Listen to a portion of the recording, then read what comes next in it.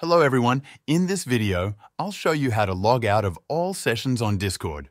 This is a useful feature if you want to make sure your account is secure and you're logged out from all devices. To get started, open the Discord app on your device. Once you're in Discord, look at the bottom left corner of the screen where you see your profile picture and username. Next to your username, there's a gear icon. This is the user settings button. Click on the gear icon to open your user settings. In the user settings menu, you'll see a list of options on the left-hand side. Scroll down until you see an option called Devices. This is a newer feature that Discord has added to help you manage where you're logged in.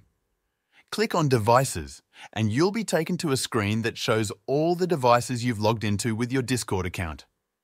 You'll see your current device at the top and a list of other devices you've used to log in below it.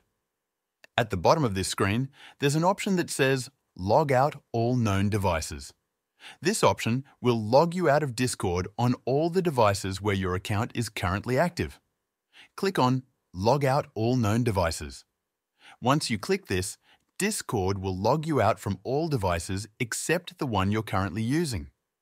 You'll need to log back in on any other devices where you want to use Discord again. If this video helped you out, make sure to join the Show Me Software free newsletter. It's linked in the description below.